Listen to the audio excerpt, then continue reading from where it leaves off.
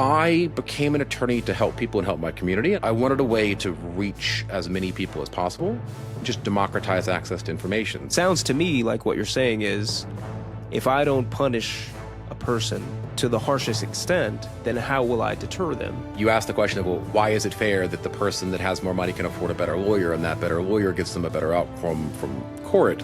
What other outrageous or cool stories can you tell me about your experience with clients? You cannot use deadly force for the protection of property. Having that question asked, maybe I saved 2 lives that day. Cody, why is legal help so expensive? Because it takes a very long time to become a lawyer. It's not something you just wake up tomorrow and be like, hey, I think I want to be a lawyer. You have to first graduate high school. That's kind of a prerequisite. And then college, undergrad. And then from undergrad, you have to go to law school. Law school takes 3 years and is unbelievably expensive, anywhere between like $150,000 to $350,000. And then student loans also aren't cheap. So it takes a long time and a lot of money to get the education to be able to do the thing. And then after that come expenses, staff, continuing education, all the things involved in it. So like any other profession that takes a while to get there, it have to charge enough in order to pay those bills. So you wouldn't say that there's anything going on behind the scenes, either systematically or as a part of the design of the legal system, that holds things up, takes longer than it should, incurs more billable hours than is necessary, that is causing people who need legal help to spend so much money? Well, so now that's a different question, right? Those are 2 different things here. Are there things in the legal system that drag things out? Absolutely. Are there sometimes costs that shouldn't be associated? Well, are there things that you can do that can make something more expensive for somebody else? Absolutely. But that is a distinctly different question from why does legal counsel cost so much? Why does the attorney himself cost so much? There's a baseline floor for what an attorney has to charge in order to pay their bills, pay for their staff, pay for their insurance, pay off their loans, all of that. Then as one practices, one becomes in a profession, you get skills, you get expertise. What you charge goes up because you're now an expert in your field, something like that. But the cost of the counsel versus the cost of the process, those are 2 distinctly different things. So how does one determine whether or not they need legal help, as opposed to, like, when should I know that it's time to hire a lawyer for something, as opposed to just talking to friends or looking at ChatGPT for the right answers? Well, you should not be going to ChatGPT for the right answers. Another thing is AI. It can be a very functional tool, but like all tools, the hammer can't hammer on its own, right? A saw doesn't cut things on its own. It needs an operator. So you can use that as something to augment yourself, but you can't really use that to rely on it, right? GPT, along with any other AI, they're not as smart as you think they are. They can answer questions if given a proper prompt, but also they hallucinate, they make things up, and they are not adept with nuance or understanding. The thing you have to understand about legal frameworks is 90% of legal cases, at the end of the day, if they're not settled, end up before a jury. A jury is made up of individuals, anywhere between 6 and 12 people. And those people come into that room with maybe a college education, maybe a high school education. Maybe they're literate, maybe they're not. Maybe they're prejudiced, maybe they're racist. Maybe they have, everyone comes in there with all the baggage that a regular person comes into a courtroom with. AI can't assess people.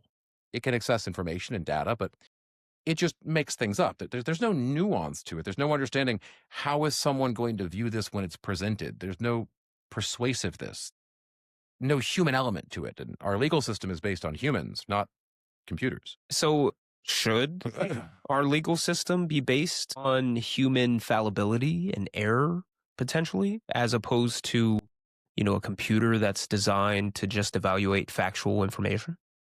Yes, it should be based on people. Why is that? People have compassion. People have understanding. People can understand what isn't written. They can read between the lines. The computer doesn't see lines. Computers don't even see words. Like, people think that these AIs are reading what you're typing and doing things. They're not. You're putting text into a machine. It's breaking that text up into bits, into cubes, and then it's running it through these filters. And it's guessing. It's assuming. It's guessing what it thinks you've done. And then it's giving you an answer not based on logic or reasoning, but based on all the data that it has. In what order is it most likely that the words a human would use would come back in that format? It's playing Scrabble with, well, the most common letter in the alphabet is E, so this word should probably have a couple E's in it, right? It's not actually thinking for itself the way people think it does. And absent the human understanding of things, it would lead to injustices. What do you mean by injustices? Okay, so with the exception of Louisiana, which is all Napoleonic law and codified, everywhere else in this country operates under what is called common law, Hmm. right? So the way that works is a legislator writes a law, it gets passed, governor signs it, it becomes law in their state. And then cities, municipalities, and law enforcement enforce those laws. The police investigate crimes, the prosecutor prosecutes them, and the jury decides who's right or wrong, right? So, for example, every time something goes before a court and a judge, you can present whatever argument you want for whatever it is, right? Why you're guilty, why you're not guilty, why you did it, why you didn't do it, why I did do it, but I don't think I should be punished for it. And then a jury gets to make a decision of, well, did they break the law? Okay, great. What should that punishment be? Or did they break the law? Yes, but also we don't think they should be punished for it, or we have an issue with the law in and of itself, right? Every time that happens, it establishes what's called precedent. So the next time a case with the same fact pattern goes before a different judge in the same area, they go, okay, well, the law says this, you can't do that, except for in these circumstances over here, where it's already been determined that, well, this is a reason or an excuse or why we should be lenient or something else should happen for it. Imagine this scenario, and that is a guy breaks into a pharmacy. He breaks the window, steals some medicine. His wife's outside dying, right? Let's say the penalty for that is life in prison. Okay. If you give that to a computer, it's going to ask the question, did breaking the window constitute breaking? Yes. Did he steal something? Yes. Is the punishment for theft from a pharmacy death? Yes. Okay. But a human understands that a window is broken, but a life is saved, right?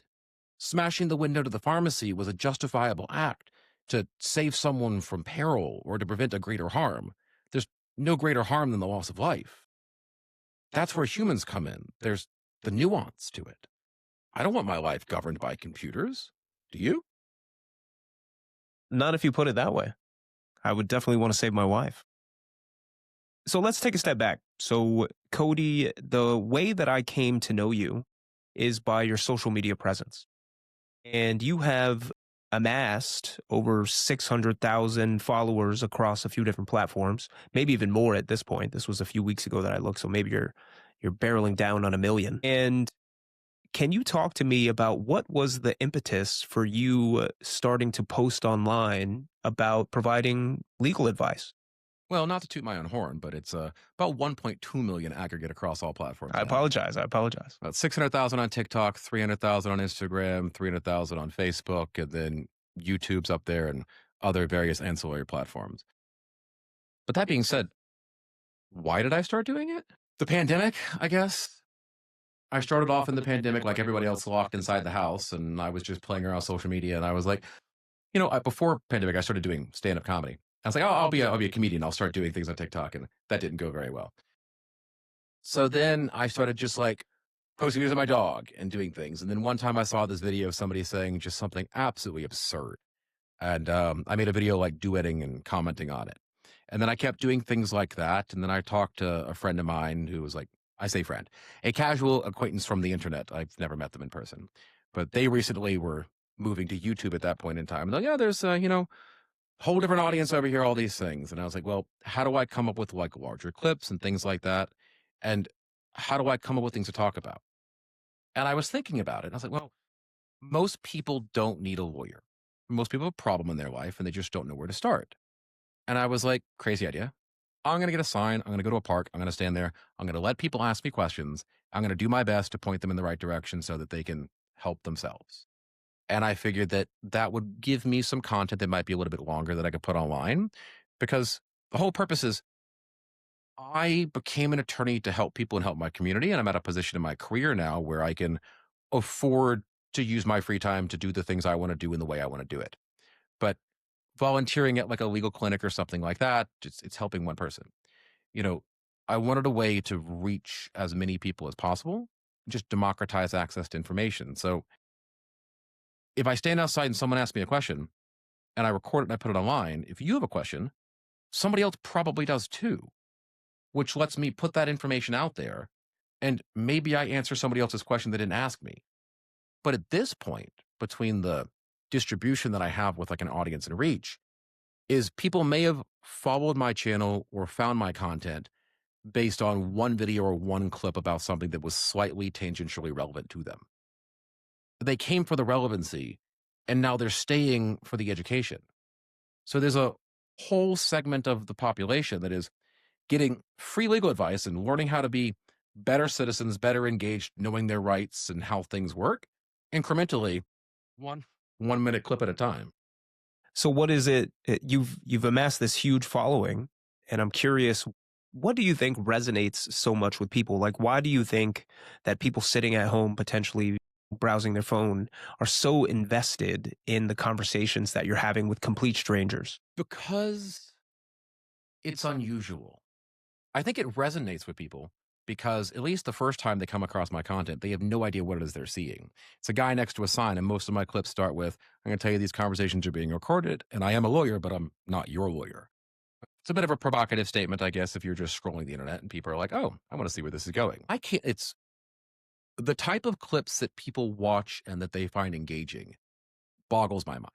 Every now and then I have someone come up and they want to start a fight with me, like the occasional Karens or something like that, or we get into an argument. And when I say we, I mean someone argues with me and then I politely explain to them why they're wrong. Those do great because the internet loves clickbait and rage bait. But also conversations that I would consider to be entirely innocuous and boring. I posted a clip a few months ago. This guy was asking me about an issue with his roof and how homeowners warranties and things like that work. It was a 5 minute video, which is mostly longer than my general clips, and all about roofs. If you'd have told me that 30 million people would watch that clip, I would not have believed you. It did not seem that interesting to people. So some people are just interested because they want to learn, the same reason why people watch random clips on YouTube about engineering or elevators or picking locks.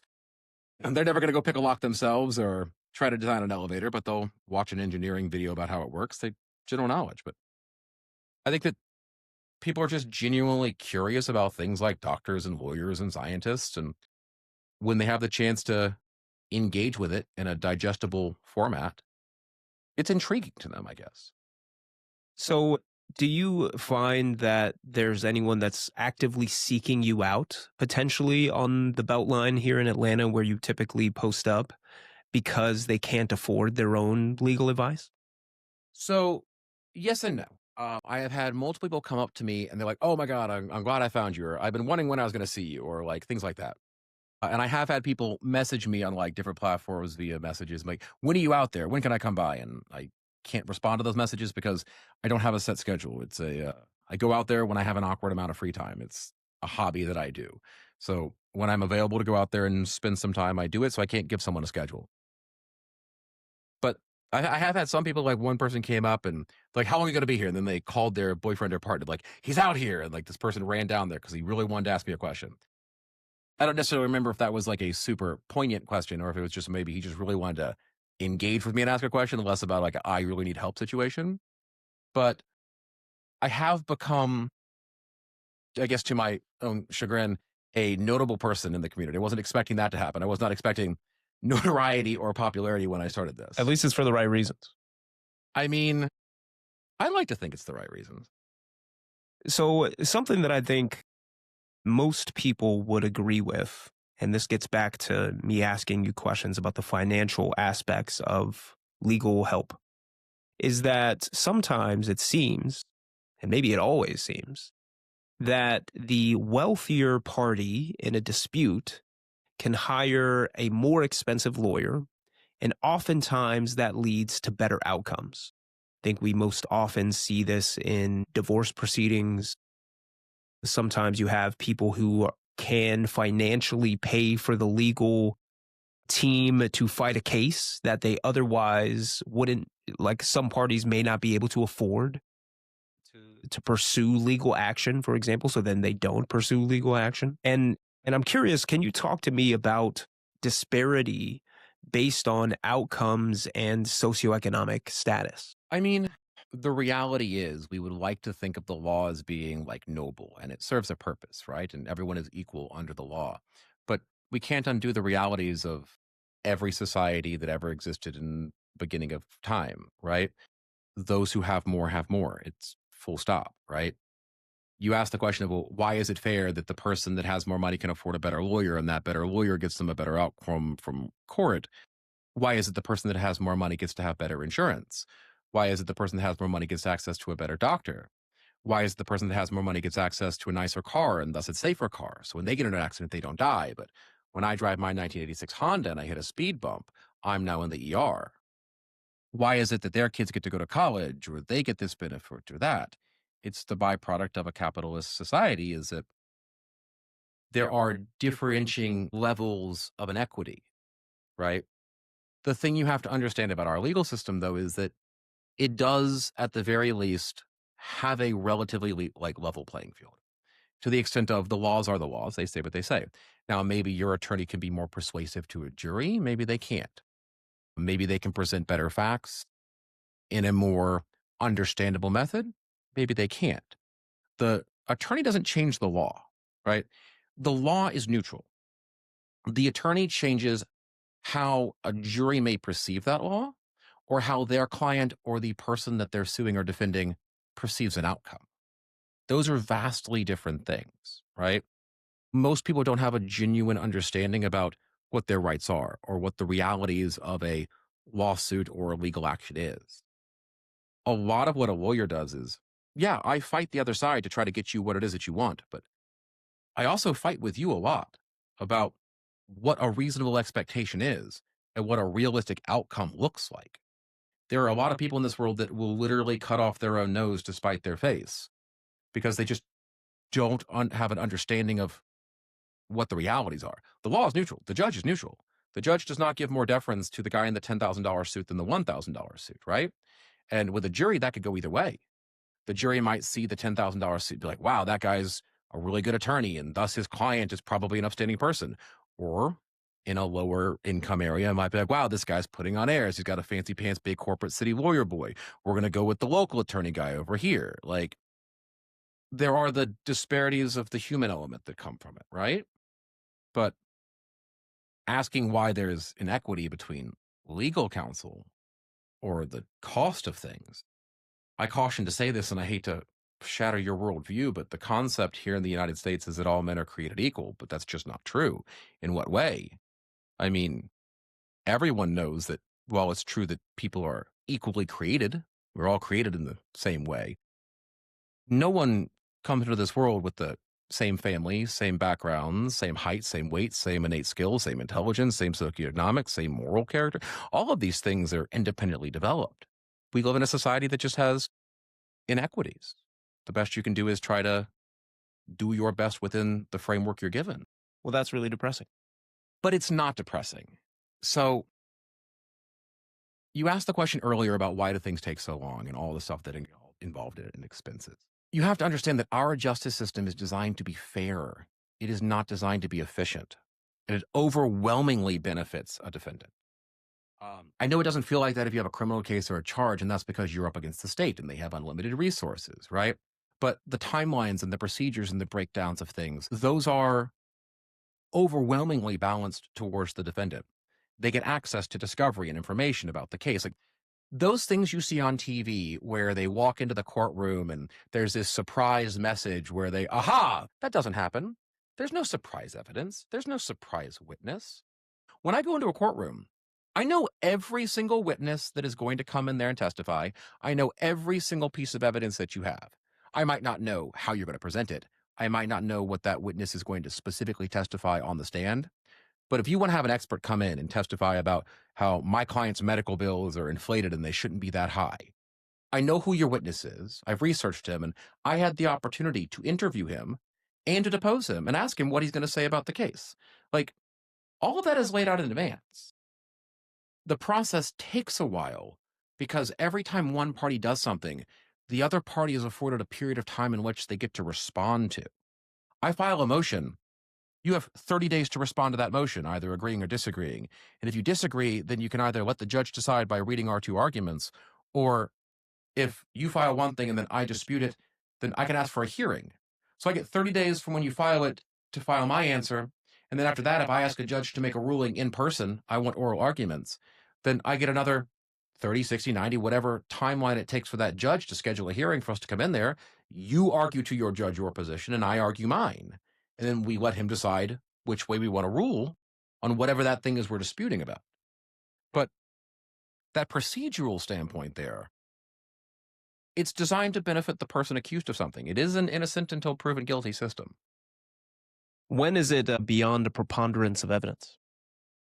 Beyond civil cases? So the preponderance of evidence is like a standard. So there's different standards, right? There's reasonable doubt. There's preponderance of evidence. It's beyond a preponderance of evidence is like a totality. It is, there's just no way for us to, like, given the facts that are listed here, right? A reasonable person couldn't disagree with it, which is a lower standard than beyond a reasonable doubt, right? Reasonable doubt isn't evidence-based. Reasonable doubt is it possible that somebody could conceivably disagree with the information or what you've presented here today, right? Preponderance of the evidence is based on the information and the evidence that's here, and only that information. Is it more likely than not that this thing occurred? That is not the same thing as, is there a possibility that somehow, some way, the other thing happened, or it didn't happen this way reasonably? Which is why, like, capital cases and things like that are reasonable doubt, because the threshold to convict is much higher, rather than something like a speeding ticket. I see. So let me ask you a question. So I'm a scientist, and specifically in science, I'm a chemist. And then specifically within chemistry, I'm an inorganic chemist. And then specifically within inorganic chemistry, my expertise is relegated to a very small subsect of that field. I mean, I would argue that by the nature of being a human, you are a organic chemist, but continue. Yeah, that's fair. So what that means then is what I am able to speak about with what I would consider to be the expert voice is relegated to a very small area or field that I am an expert in. And I've seen your videos, and you seem to be able to speak eloquently about issues ranging from real estate law to personal injury law to, all these different fields that I would imagine, if it's anything like it is in science and chemistry in particular, that most people aren't well versed in all of those fields, but instead specialize. Is that true, or can you speak to me about that process? So it is true with an asterisk. Like, it's like every lawyer says, like, it all depends. That's the lawyer's favorite answer. Law school doesn't teach you necessarily specific laws. It teaches you concepts and principles and understandings. Then that helps you understand how laws are perceived and how they are read and how they're enforced and applied.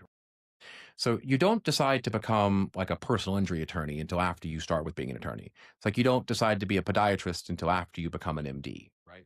So you learn all the basic things in the beginning. After law school, people then generally specialize. They become a subject matter expert in one particular thing, and that is what they do. I was not a great student when I was originally in law school. I had to retake several classes. I came in with a different expectation of things, and that made me kind of behind the eight ball, so to speak. So I had to try a lot harder and do a lot more things in order to succeed, which made me a much better attorney today. And then in doing this, I'm constantly reading things and staying up on things and different changes. I am opening myself up to a broader educational base for myself personally, rather than somebody who's like only doing bankruptcy. They learned all their things in school, but they have no interest in when they change a tort reform law. They're not, that information comes across in a continuing education. They're not reading that information because it's not relevant to them. I read those things. If you watch the conversations that I have with people, I keep coming back to saying that most people don't need a lawyer. They just have a problem and they don't understand where to start, or they don't know what that problem is, right? 99% of what they're talking about is either broken down to a very simple concept of what is the black letter law? What are the options in this scenario? What are the general rights and responsibilities? What is my recourse, or how do I move forward with something like that? You don't actually need super specific nuance on the actual detail of whatever that thing is to understand how that thing works. And in the law, like I said before, everything comes back 99% to people, right? My expertise is not only in my field, but my expertise is in people. It is, sure, you think you understand this concept, and maybe you might be right, but I don't know if 12 people are going to agree with your version of events, right? So when it comes down to this question of like, is this worth suing or could I do something? Do I have a claim? Yes, you probably might have a claim on that. Are you going to be successful at it? I mean, I'm a random stranger and you just told me the fact pattern about it in the last 10 minutes. And if I was on that jury, I don't think I would like you. I don't think I agree with your position on this. Hmm. So maybe it's not something that you want to move forward with based on the time, the expense, what it's going to take, what it's going to cost, or how someone's going to view it. So then to that point, what is the reason that a lawyer would choose not to take a case? So let's say, for example, I wanted to sue someone for $1,000 and I was absolutely certain and everyone agreed that I would win this case if we brought it to trial. What causes a lawyer or different law firms to say, you know what, I'm not going to take this case? That wouldn't happen. There's an like I keep saying asterisk, but like that wouldn't happen. It depends on what your expectations are and how you want that to proceed. So if you came to me and you're like, listen, I want to sue my neighbor for $1,000 because he came over to my yard and he kicked my planter and he broke it. It's $1,000 and I have it on tape. I go, okay. Have you talked to your neighbor about this? Yeah, he's not going to pay me. Okay. You're certain you want to sue him? And you say yes. I say, okay. Do you understand that in order for us to sue him, step one is we have to draft and file a lawsuit with the county. That's going to cost between $75 and $150. Then we have to have it served. Got to pay the sheriff to go out and do that. That's going to cost $50. If the sheriff goes out there twice and he's not home and no one's going to get it, we got to go to a private processor. That's going to cost another $100 to $150. So just to start off in the courtroom, we're already into this for between $150 and $300, which means your maximum net recovery is now $700. Okay. For me to draft the lawsuit, that's going to take me an hour. If you're paying me my hourly rate, I'm a subject matter expert in what I do. So I bill $495 an hour. Okay. So we call that $500 just to draft the lawsuit. That's 1 hour of my time. Let's say I draft it, I file it, I do everything within that 1 hour, right? Okay. $300 to get there, $500 to pay me. Now you're looking at a $300 recovery. Let's say he files an answer, he disputes your charges, he wants to go to court, wants to have a trial, we have to have mediation. So now I've got to show up and do all those things. You've got to take an hour off of work to come to the mediation. You got to take an hour off, go to the deposition. You got to take a day off to come to work, come to trial, right? You make $20 an hour, takes you 4 hours to come to trial. There's $80. You do that 3 times. So now you get your $1,000. You spent $1,400 to get there. It's not that it can't happen. It's not that it doesn't happen. It's when you explain to most people that we can do what it is that you want, it's going to be cost prohibitive, right? Is do you want to spend the money for the attorney to do the thing, right? Are there cheaper attorneys out there or less expensive ones? Absolutely. But at a certain point in time, they're not doing something like that on a contingency basis. They're not doing that based on maybe you win. So when you say to somebody, okay, you do understand that you think you're going to win. You asked 100 people and they all say you're going to win. But you know that that's not true, right? When you go to court, the judge makes a decision in a magistrate case and a jury makes a decision in a state court case. I can't guarantee you anything that a group of random strangers is going to do, right? Doesn't matter how much evidence you have. There's a human variable in that. So I could spend $1,400 and win $0. You could spend $1,400 and you get nothing. So it's the reframing of the argument. Do you want to spend equal to or greater than what it's going to cost with the understanding that I can't guarantee you you're going to succeed? And see, I think that this is what's so frustrating for people because legal help is so expensive that oftentimes it is cost prohibitive to get anything done. So let's say that I do actually have a dispute with my neighbor. And how do I resolve that dispute without spending potentially thousands of dollars? Well, so This is why people resort to violence. yeah, well, so the problem is you're framing the issue as a lawyers are so expensive issue. And I need you to understand that. So, there's a trope where they say that like nobody likes a lawyer. Nobody likes a lawyer, nobody likes a dentist, nobody likes a cop. Do you know why? I like cops when they're protecting and serving. No, but, like, the general thing is, like, most people just don't like dentists, lawyers, and cops. Sure. Do you know why? Tell me. Because the one thing all 3 of those professions have in common is we only see you when something has gone wrong. Nobody goes to the dentist just, like, once a month for regular cleanings and things like that. 90% of people go to the dentist when they have a cavity or their tooth hurts. Nobody calls the cops when things are going fine. They call the cops when they're getting robbed, when they're getting mugged, when they're being attacked, when they've been in an accident. And no one goes to a lawyer for shits and giggles. You're coming to an attorney when something's gone wrong, when you got into a car accident and that person's denying liability, or they won't pay for your bills, or your neighbor broke your pot, or you're getting divorced, or you've been arrested and charged with something.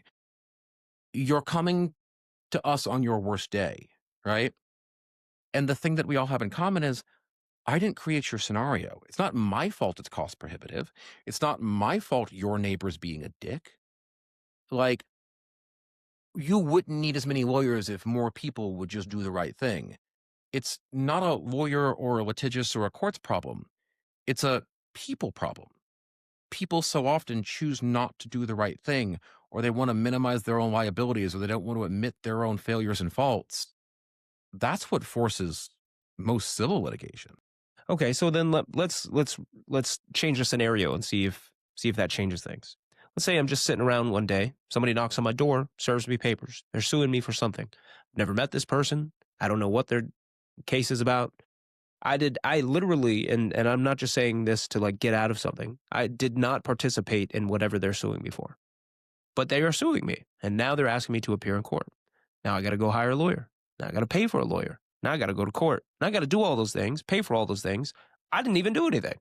But yet here I am spending thousands of dollars to defend myself on something that I had nothing to do with. And I think that's the issue because, for you and I, we have good jobs. We make good money. We create content for the internet. We make even more money, which is great.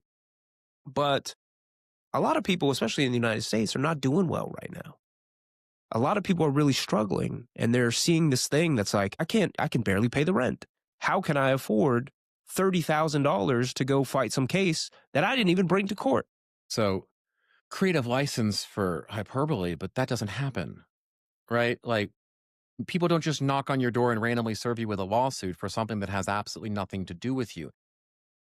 No, there's a rare example of, like, sometimes that does happen, but to the extent of it is generally an issue of mistaken identity, not of intentional issue. If somebody knocked on your door and they served you with a lawsuit for a car accident, and you're like, I don't own a 1973 Honda. I've never been to New Jersey, right? You probably received that lawsuit because the person that was in that accident either stole your ID and used your name, rented that car with your credit card, or told the police officers or the reports that they had a name that was very similar to yours and that they lived in the same area that you did. So when someone went to go figure out who you were, and they went in and they typed in John Smith, Gwinnett County, Georgia, and only one John Smith showed up, then you're the one they're going to serve with the lawsuit because there's a greater chance than not that you're that guy. If you 100% are just the wrong guy, right? It's as simple as you can simply call the attorney's office that filed the lawsuit and be like, help me understand this. This is not me. And if you can prove to them that you're not that guy, you're looking like, describe your defendant to me. Okay. Yeah, I'm not 5'5", and I do not look like that, and I'm not bald, and I'm not from New Jersey. Here's my driver's license. Like, the attorney will not, they'll dismiss that case against you. They'll change it to a John Doe. They'll do something. I don't want to sue the wrong person. That does no good for me. If you're not the person that did the thing, then how am I going to convict you of it? Like, convince the jury that you're responsible for it? Like, it's not a conviction, but how am I going to win that case if you're not the right person? If you're not the right person, then my client can't be made whole. But very rarely do people just knock on doors and sue you for absolutely no reason beyond a shred of anything that you're culpable or responsible. And I know that for a fact because if I was to just go file a lawsuit against you today for a car accident that you were not involved in, when I file the lawsuit, I have to say who I'm suing, why I'm suing, what the facts are, and what the events are. So I was like, one, December 15th, 2024. Mr. Rojas was driving his car down Freedom Parkway. He rear ended me, caused $20,000 of damage to my car. I had to go to the hospital. I had to get all these bills, all of these things. Everything I put into that complaint, I have to be willing to show to a judge and a jury in a courtroom. So when I show up at court, you're like, that never happened. I have the burden of proof to prove that you did the thing. If I have no medical bills, no property damage, no photos of my car, no photos of you, no license plate information, nothing, everything I said was just frivolous and false, then I could be ordered to pay your fees for defending it. But I could also be in trouble as an attorney or as a plaintiff for filing a frivolous lawsuit. There are damages and there are penalties for just filing frivolous lawsuits or just making things up. When you sign that document, if you're a regular plaintiff, not attorney, you sign that, you go file it, right? You're doing so under oath. If what you put in there wasn't right and is just demonstrably false, not an issue of opinion or of like nuance, just 100% never happened. When the judge goes, okay, I don't think this actually happened. You've presented nothing to this court to prove that it happens. We're going to refer this to the prosecutor. And they'll bring charges against you for perjury. And then you'll go to jail. So rather than talk about stories that I made up, what type of law do you practice? And what is your most outrageous story from that practice? I mean, I practice personal injury and bankruptcy. I split my time between two different firms. Most of my bankruptcy work is bankruptcy adjacent. We do what is called unsecured debt workouts. We help people renegotiate their debts with their creditors so that they can pay less than the amount that is owed as an alternative to bankruptcy, because bankruptcy can be catastrophic and bankruptcy is right for the right person in the right situation in the right time. But I have found that that requires a very specific set of circumstances. It's not always the best case of action for people. On the other side, I do personal injury work, which is where I help people that have been hurt or injured in some way, slip and fall, assaults, car accident, things where somebody has some kind of an injury, they've been hurt, and they have bills that have to be paid, or they lost money from work because they couldn't go to the doctor. And my involvement is predicated on the fact that the other side is not doing the right thing. They're not paying the bills. They're not taking responsibility for the issue they caused. And then I come in to try to force the other side to do that. As far as like, how did you phrase the question again? What's the most outrageous story from your time? Like either, you had a client who was ridiculous and lied about everything, or maybe you won a massive settlement because somebody fell into a vat of, boiling grease or something like that, and then they won $50 million or something. So I did have like an absurd defense one time. Is I had an insurance company tell me that their client shouldn't be responsible for my client's damages when they hit my client. Now, in all fairness, my client was probably doing the wrong thing. They were sitting on the couch in their living room when the defendant drove their car through the side of the house. The insurance company maintained that it wasn't their client's fault due to what is called a superseding intervening force. That's where something else beyond the control of the defendant causes something to happen. For example, like if your car rolls down the hill and hits my mailbox, but a tow truck bumped into your car and that's what caused it, it's a superseding intervening force. And in this instance, they said that there was one and that was the sheriff's department's fault because the sheriff's department actually caused an accident, forcing my client to be injured when their car drove through the living room. Were they chasing him? Yes, the sheriff was doing a pit maneuver on their client because their client was refusing to pull over, and that pit maneuver caused the client to run off the road and then come through my client's house.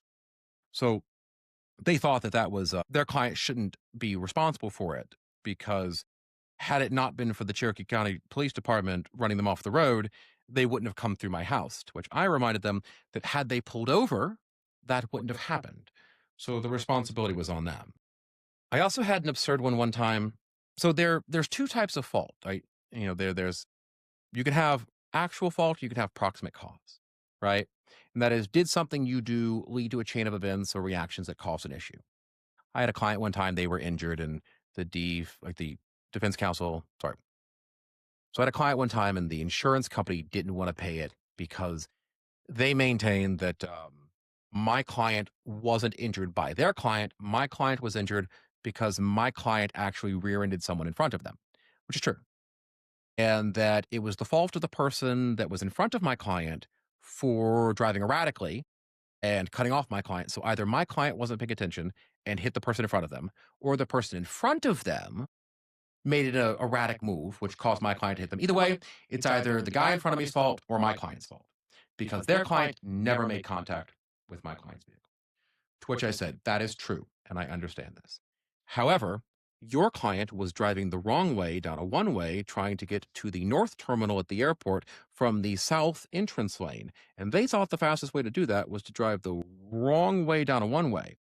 So my client hit that truck because the truck swerved in front of them because he swerved out of the way of your client. So while your client didn't hit anybody, their actions caused this accident.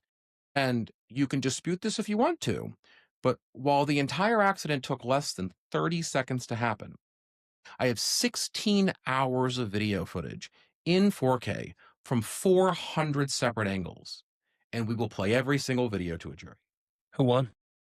They decided to settle. I bet they did.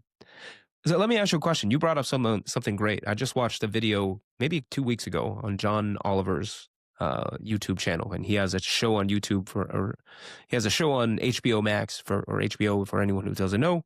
It's called either Last Week with John Oliver or something like that. And the whole episode was about pit maneuvers, and it was about how you just mentioned the cops are not responsible for what happens afterwards, and yet nationwide, tons of people die in police chases. And the thesis of John Oliver's segment was that oftentimes people flee for non-violent offenses. Maybe they have a failure to appear or they have a suspended license and they just don't want any trouble with the law, so they will flee a traffic stop for something that, again, is a non-violent offense. And what ends up happening is because the police officer wants to find and capture the person who's fleeing, they'll go eventually do a pit maneuver, which can very often lead to property damage, to personal injury, etc. All because somebody has a few unpaid parking tickets and they didn't want to be arrested for that. And ultimately, it seems like the cost-benefit analysis in many of these circumstances is that police are using excessive force for some. If they could just let that person go, eventually they will be arrested. Like, we can track based on flock cameras and all different types of surveillance. Like you mentioned, your 400 cameras just in a 30-second, accident. We can eventually track this person down. We can find them at their work. We know who they are. We will find them and we can arrest them. Or we could chase them right now. Potentially someone could die, someone could be hurt, or property could be damaged, etc. What are your thoughts as it relates to this? Well, let's break that down into separate issues, okay? First of all, you're assuming we can find that person. Sure. Right? You're assuming that their license plate is current or that their address is current or that they have a job and that we can find out who that person is and where it is, right? The concept of we found a criminal who's wanted for a crime, we'll just go pick him up later. If they have a warrant for your arrest and you're not in jail, it's because they don't know where you are. It's because you don't have an address, you've moved, you haven't updated your information. Generally, people that have active warrants for crimes or violent activities aren't updating their driver's license with the DMV or having insurance or following up on things. Now, here's the problem with the initial question. You're making an assumption based upon the decision of the wrongdoer, not the position of the police officer. And by no means, I'm not defending police officers, but I'm also not going to blanketly accuse them of things, right? You're reviewing the outcome based on knowledge that was present after the fact, right? Sure, but if so many of these police chases that eventually end in pit maneuvers or something, often they don't just end because the person pulls over and has a change of heart. They often end because the person fleeing crashes into something or someone. But that's my point, right? Is you're looking at this Monday morning quarterback, right? With information that the officer doesn't have. You watch that crash video and you're like, this is ridiculous. And he ran from the cop and he's running from the cop because he had a bunch of unpaid parking tickets, right? I'm not saying he's justified. I'm just saying, does the excessive force, is it justified? No, okay. You're having a fundamental misunderstanding of the scenario, right? You're a scientist. Help me. You're trying to solve the equation without accounting for the variables. You're looking at the report and you're identifying where the other researcher went wrong because you already have the summary.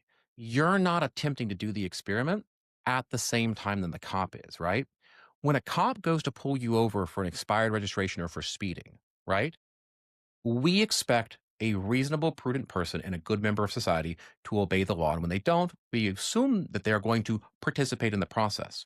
So when the cop gets behind you and turns on your lights and pulls you over for your failure to use your turn signal or for speeding, right? He doesn't necessarily know that you have these parking tickets or that you have a warrant. Might not know anything about you, right? All he knows is why he's trying to interact with you. And then your reaction of speeding away. Who speeds away from a simple traffic ticket? It happens all the time. But that's my point, right? Is that the average regular person doesn't run away from $100 turn signal ticket, right? That is not reasonable, rational behavior. So then they'd have to ask the cop the question. Well, to be fair, there are segments of the population who are afraid of the police. Once again, right? Put yourself in the other position, right? It is not a reasonable reaction to run from a police officer when he turns on his lights because he's pulling you over for an expired tag or for not stopping at that stop sign, right? You are fleeing from the police. Okay. You and I both know, as the person running from the cops, right? That's dangerous. You know that if you run from the cops, you're going to endanger others. Yeah, but little Susie No. crossing the road 3 blocks away isn't participating in that decision. No, right? You're getting ahead of me here, right? I'm going somewhere with this. Hit me. You as an individual know that if you run from the police officer, right, he's going to chase you. You know that if you run from the police officer, you're going to get additional charges if you get caught. You know that the consequences of those actions are much more dire than the ticket for not stopping at the stop sign, right? So then why are you doing it? If I'm trying to pull you over for a stop sign violation, right? But you're choosing to commit a litany of felonies not to get that ticket, there's a reason why you don't want that officer to interact with you. Maybe you have 20 pounds of drugs in the car. Maybe you're drunk. Maybe the person in the car next to you isn't a willing participant in that car ride, right? There's a whole litany of crimes and other activities that could be transpiring that an officer doesn't know. But he has to make an assumption going, okay, I was just pulling him over because he didn't yield at that crosswalk right now. He's decided that he wants to risk 10 years in jail for running from the cops and committing all these other crimes.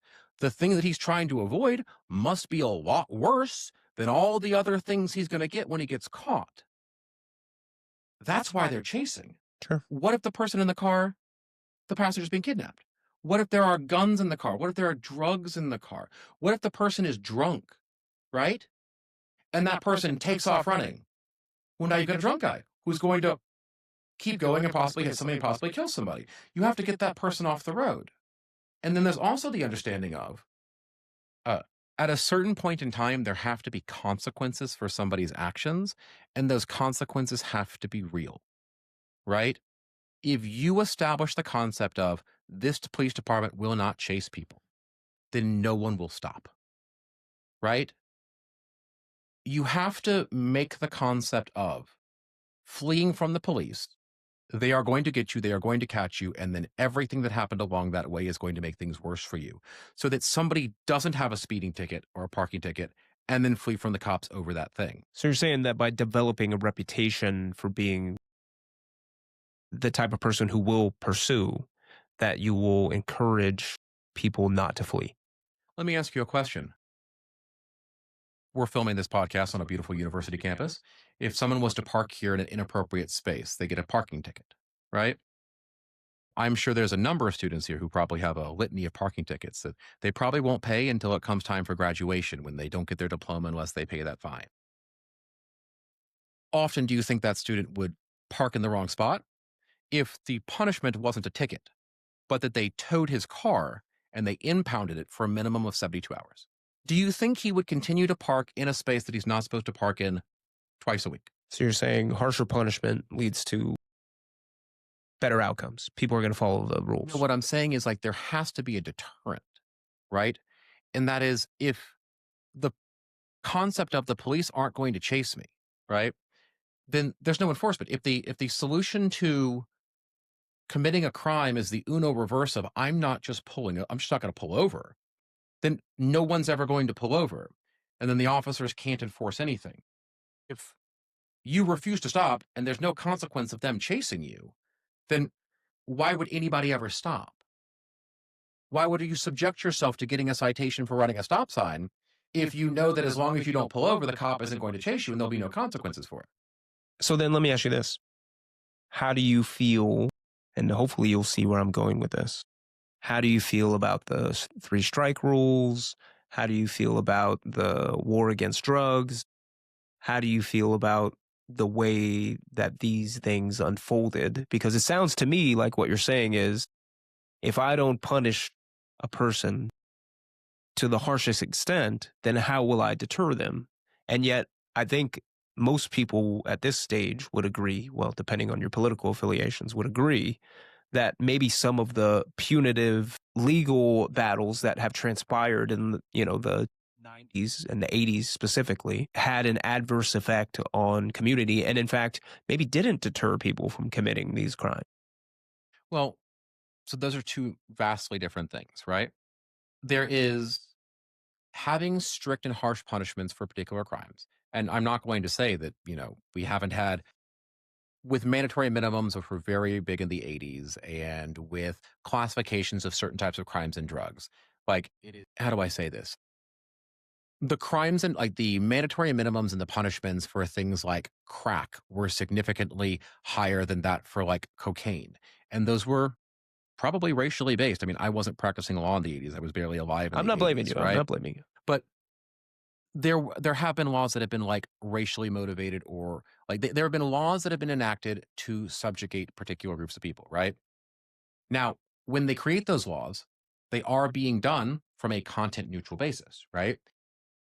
If it just so happens that certain members of one community happen to like one particular drug over something else, doesn't change the fact that the law does, on its face, neutrally apply to everybody. It just so happens that one demographic tends to use that drug more than something else. There's an argument to be said that that's not the law's fault, it's the user's fault, right? Now, if you're overwhelmingly prejudicing one group of people because of that, I'm not going to say that that's fair, right? I don't think there's a real distinction between crack cocaine and cocaine. And if two people have the same amount of things, one person gets 10 years and one person gets 10 weeks. We don't really have a lot of those laws anymore. But your earlier question about if we don't punish somebody to the fullest extent of whatever, you're conflating two separate issues here, right? Let me set a scenario for you, okay? I had a friend of mine in college. He got in trouble with drinking underage, right? He got a ticket, went to court. Judge was like, okay, well, don't do that. And let it go, basically. And then a few months later, got in trouble again. Came back and the judge was like, I don't like the fact I'm seeing you again. He goes, I should put you in jail for like a week for this. Like that's, he goes, you need to learn a lesson. And my friend was like, no, I promise I won't do that.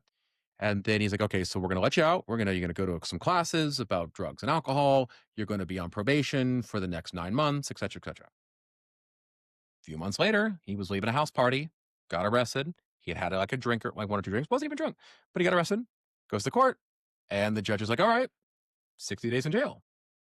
Now you're saying to a 21-year-old, like anyone would say, oh my God, that's ridiculous. He was a 21, he was like, he was a 19-year-old kid, 20-year-old kid. He had one beer at a party. He wasn't drinking and driving. He didn't cause anybody, didn't do anything, blah, blah, blah, right? He didn't get 60 days in jail because he was drinking. He got 60 days in jail because the court said, you broke the law and this is the punishment. I'll make you a deal. You agree not to do these things for this period of time, and I'll let you go on this one. He made the decision. He could have been like, listen, I want to go to jail for a week. And then the next time he got caught drinking, he'd have gone to jail again for another week, right? He made the decision to defer the 1 week in jail with the understanding that if he gets caught drinking again, he's going to get 60 days the next time. He took a plea, right? They gave him a carrot. Carrots have to be followed up by sticks, right? The guy just pulls over and he gets a speeding ticket for going 10 miles an hour over for not doing that stop sign, right? That's not unfair. That's not unjust. That's equal enforcement. You're not throwing the book at him or being harsh because he didn't stop at a stop sign. You're throwing the book at him and you're being harsh because he decided that he didn't want a stop sign ticket, and he decided that he didn't want to have to go to jail to serve the consequences of his own actions for having that warrant because he didn't show up to that hearing, and decided to flee and run through crosswalks, run through intersections, almost hurt somebody, almost injure somebody. That guy made a conscious decision to put his own self-interest above the lives and risks of everybody else. And you want to blame the cops for it.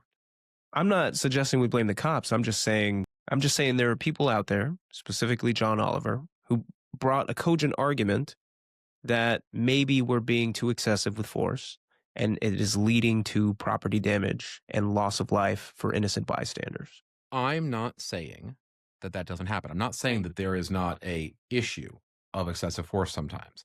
You can look at a lot of things that are happening today, and I think a lot of cops are overstepping their bounds. But I also think most police officers are genuinely good people trying to do a good job. I don't just put everyone into one box by one bad apple, right? But the point that I'm saying is the society breaks down if we normalize allowing the bad person to do the bad thing and get away with it. Does the cop doing the pit maneuver that causes the car to spin out that then damages your car cause you an issue? Yes, right? That causes you personally a property damage issue, right? Hopefully, you have insurance. And if the person that hits you has insurance, even though the cop caused the accident, their insurance will be liable for it. If they don't have insurance, then hopefully you have uninsured motorist coverage and then you'll be made whole again, right? That injures you, Anthony, right? Letting that person decide that they got arrested for something, were let out on bond, didn't show up to court, now they have a warrant, they're not showing up to face the consequences or a trial for crimes they previously committed against somebody else. They're not paying their child support, whatever the thing is that they're not doing, wherever there's a warrant for their arrest, right? They have not participated with the system. There's a victim that isn't getting justice. Then they decide to commit the traffic infraction and then not pull over and once again submit themselves to the jurisdiction and take responsibility for the things that they've done. And then that person personally decides to put every other person in the community at risk by running away, right? That is a danger to society. That causes an injury to the community. It lets criminals think that there's no consequences for their actions, and they will continue to repeat those actions, and that will encourage other people to commit the same actions. And you end up in a world with more people that do bad things because they see that nobody has a consequence for doing it. That's an erosion of society. You don't get to blame a dog that bites you when you're the one that kicked the dog, right? The cops aren't doing pit maneuvers on somebody, on grandma leaving church on Sunday. Sometimes. No, they're doing it when she didn't pull over. Like the first reaction of the cop isn't like, oh my God, he ran a stop sign. Let me rear end his car, destroy my cop car, do a pit maneuver. Like, no, those are responses to somebody else's actions. I mean, are you familiar with the felony murder rule? Tell me. Okay. As a general principle, anytime somebody loses their life as a proximate cause of your commission of a felony, you can be charged with murder. So if you go and you rob a bank, and on your way out the door from that bank, the cops show up, and then you start driving erratically, right? And then you cut off a school bus, and then that school bus runs off the road and hits a tree, right? And then that tree falls down, lands on my car. My car goes into a dumpster. That dumpster rolls down the hill and runs over my nephew, right? You're getting charged with murder. The same as if you took a gun, put it to that kid's head and shot him. Because in the commission of a felony, your actions directly caused someone else to lose their life, right? That's how we view the linear course of actions, is we take the fault and the blame back to the proximate cause. Who instigated that chain reaction, right?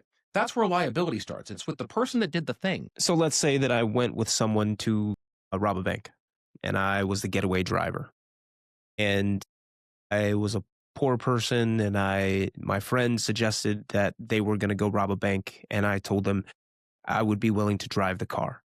And my assumption was that they would go in, ask the teller for some money, they'd come back, get in the car, we'd drive away. So I'm sitting in the car waiting. Person shows back up with a bag full of money. We drive away. Later, I'm arrested. And I'm arrested not just for participating in a bank robbery, but come to find out, while my friend went in there to rob the bank, he also shot the teller, killed him. Turns out, a lot of people this way get charged for murder as well, even though they had no knowledge of it. They weren't participating in it, but they were participating in the other part of the crime. And even though they weren't the one that committed the murder, they are still charged with murder. Why is that allowed? And should it be allowed? A 17-year-old kid dies from alcohol poisoning. He dies from this alcohol poisoning because he drank too much alcohol. He got that alcohol from his 16-year-old friend. 16-year-old friend got the alcohol from his dad. His dad said, hey, you're going to have a party. Let's go buy some booze. So dad buys a bunch of vodka and beer for his son, knowing his son's going to go to a party and knowing they're going to drink. Is dad not to blame for that kid dying? I think he is. What if the dad had no knowledge that his son would give his friend alcohol? So you have to understand that every action has a reaction. Everything is related, right? So in the legal field, there's this concept of like known or should have known, right? Which means you're not required to have actual knowledge of something if it is clear that you should have had knowledge of something, right? So take, for example, trespass. Generally speaking, landowners don't have a duty to protect trespassers from their property, right? Unless, of course, there's a dangerous instrumentality upon the land, either natural or man-made. So if I have a 100-acre yard, right, and I have a collection of very sharp nails and glass, and I just throw it in my backyard, right? I have a duty to make sure that anyone who happens to trespass there knows that that's there, because I've created a dangerous instrumentality on the land. So if somebody was to come out there and get hurt, I could possibly have liability. Even though they're trespassing on your Even if land. they're trespassing, right? If I have a beautiful yard and at the edge of my yard, it looks like it goes on forever, but there's just a sheer cliff down to a waterfall, right? And it is not notorious. It is not open. It's not obvious. It is very possible that a child or a person could walk through that and not know that the land ends and fall to their death. I have to put up a sign that says caution, cliff, right? Because we don't know who the trespasser is, right? But there is a caveat to this, and that is like, I might not have to have that sign up if I have like a rusty car or like my collection of nails, if it is just very clearly out there. You walk in my backyard and it looks like a dangerous junkyard. It's very clearly lots of things everywhere, right? It's obvious that there's a danger there. I don't have a duty at that point. But if I know someone's trespassing, or I should have known someone's trespassing, now I do.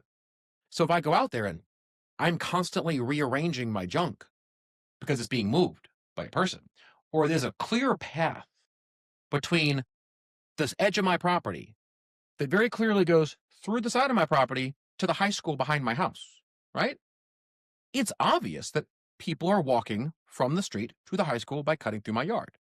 So I have a duty to make sure that that area is safe for them, or that I put them on notice of a danger that's there, because I either knew it or I should have known it. It's not reasonable for me not to have known someone was in my backyard, right?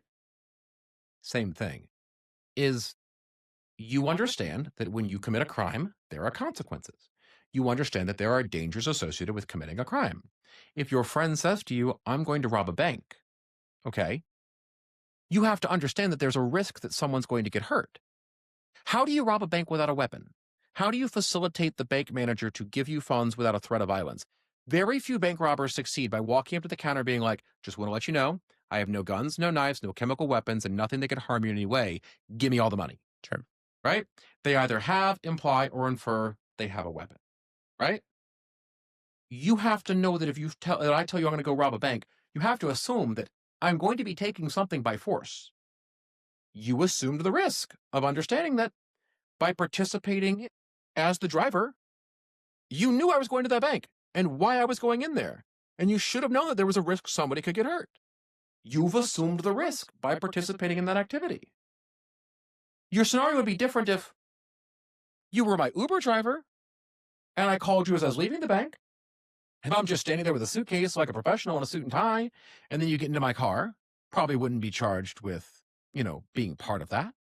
But if you come out of the bank with a ski mask on and you're covered in blood and you're waving a gun around, at that point, unless you're forcing me to drive you like out of, threat of violence, I'm complicit at that point in time. But also, if the driver isn't complicit in the activity, then he's probably pulling over when the cops get behind him. That's fair. That's a good point.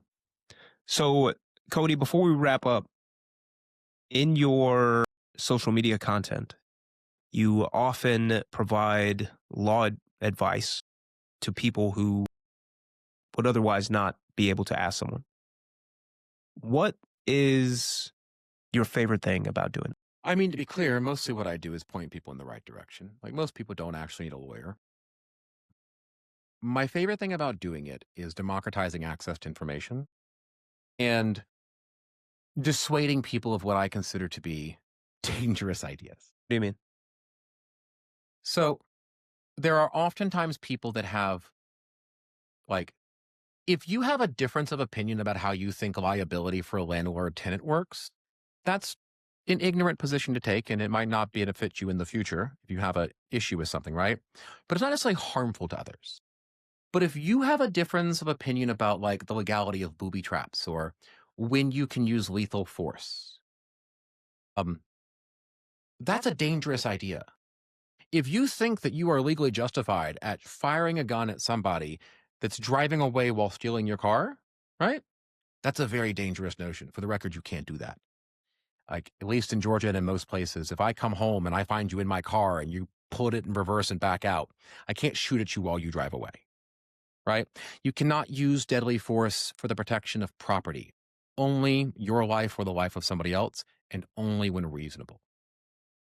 That topic comes up quite frequently, and there's other ones like that. I think that's a Georgia specific thing, Well, no, or at least a below the Mason-Dixon thing. it is a very common thing where people think that they think stand your ground means something different than it does. They think no duty to retreat means something that it does. Castle means something that it does. In every jurisdiction in this country, with the exception of Texas, it is against the law to use deadly force to defend property. And the exception in Texas is even narrowly tailored to someone being on your property at night and is so vaguely written that the Texas courts don't even know actually what it means. There's only been 2 or 3 cases on it, and both of those cases have gone in dramatically different ways, where somebody was charged and somebody wasn't charged. But for the most part, absent that very small exception, you can't use deadly force to defend property. Questions come up many times as other questions like that, but having that question asked, and then if the only person that hears that answer is the person that asks it, and that person may possibly end up in a circumstance where they would consider using that, and now they think twice because we've discussed what you can and can't do, maybe I saved 2 lives that day.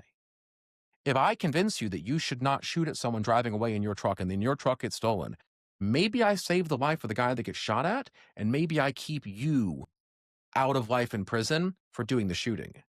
And then if 1 million people watch that video, maybe one day one person who sees that video might be in the circumstance who thinks they could do that thing because they're justified, and they think twice about it.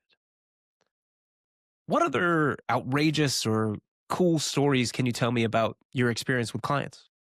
Not to make lawyers seem sleazy sometimes, but there is something to be said for the presentation of information. And one of the things that you get when you hire a good lawyer is the ability to present the information most favorable in the light of their client. I had a case one time where this individual had been injured in a car accident. They were riding in a rideshare, and the rideshare hit a deer. And we were their like third attorney, I think they come to. They had a couple ones, and they just kept getting denied. The attorneys would take the case, the insurance carrier would deny the claim, and then the attorney would be like, nothing we can do, right? They came to me, and I was like, well, I can help you, but it's not going to be a windfall. I can basically get your bills paid. That's about it, because strictly speaking, the liability is an issue, right? So when we got everything together, I had the adjuster. She sent me an email, and she calls me. She goes, well, we're disputing this and blah, blah, blah. I was like, okay. And then they put everything in writing, and she was like, you're the third attorney. We're going to tell you the same thing we told the other one. It's not my driver's fault. Deer jumped in front of it. They didn't do anything wrong. There's no negligence. In order to blame someone has to do something wrong, right? So I wrote them back a very nice email, and I said, listen, to be clear, I'm not like the other attorneys. This case is not going away simply because you deny it. The statute in Georgia is very clear about the duty that is owed to the passenger of a common carrier when they have someone in it. The statute is clear. This case is not going away simply because you don't want to deal with it. So you can either make us an offer or we'll take it to trial. And then we eventually ended up settling it. Now, the thing that's interesting about this is the statute in Georgia is very clear. There is no duty.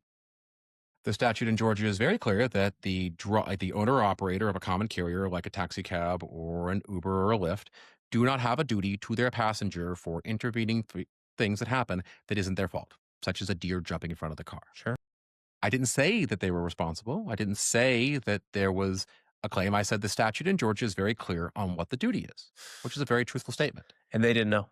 If the adjuster didn't go and fact check or look up what that statute was to find out whether or not they had liability, that's on them. I chose my words specifically because I knew that this adjuster wasn't regularly practicing in Georgia. And I took a gamble that they probably weren't going to look too much into it. We're going to take it on the face of it because I was confident. And I made it clear. And sometimes showing up, saying the right things, and looking like you're the right person is all it takes. You know, I like that story because you hear so often about insurance companies not paying out on claims when they probably should. And this may be the only instance I've ever heard where the reverse is true. So in this instance, my client was the passenger of a ride share. And in the back of that ride share, sorry, I got to choose my words carefully here. So in this instance, yes, but you got to think of it from a public policy position, right? Was my client the passenger in a ride share? Yes. Was that driver presumably operating correctly, doing all the things right? Maybe, right? Could they have been going too fast? Could they have seen the deer? I don't know. I wasn't there, right? But from a strict liability standpoint, if the deer jumped out in front of the rideshare driver, they had no notice, they had no knowledge, there's nothing they could have done, and that caused an accident, and then my client got hurt, then yeah, like liability wise, it's not their fault, right? But if that had happened while you were driving your car, you would have had personal insurance, which would have paid for your bills, right? Or your health insurance would have paid for it if your car insurance denied it, right? My client as a passenger didn't own a car. They didn't have car insurance. They didn't have uninsured motorist coverage. They didn't have health insurance. So because of this accident, they have a broken ankle. They had like $10,000 in doctor's bills, and they couldn't work for 2 weeks. Is it the rideshare driver's fault? No. Is the rideshare a multi-billion-dollar company? And are they represented by a multi-trillion-dollar insurance company? Yes. So is it right that my client got there? What's the alternative? My client goes bankrupt and can't afford to eat and becomes homeless? Oftentimes, at least here in Georgia, they will force insurance companies to make payments, even if there isn't direct liability or even if they are not 100% the right party to pay under what is called a public policy exemption. If we get into an accident and it turns out that you have coverage, but there's like a question of liability on this, right? Or a procedural issue, and the only coverage that exists is yours, right? They might force your carrier to make a payment on it because that's the purpose of insurance, is to pay claims. Why should one party end up damaged when there's someone that can step in? Cody, where can people find you online? They can find me at atlcody.com. There's links to all of my channels there. Awesome. Thanks so much for doing this. Thanks for having me.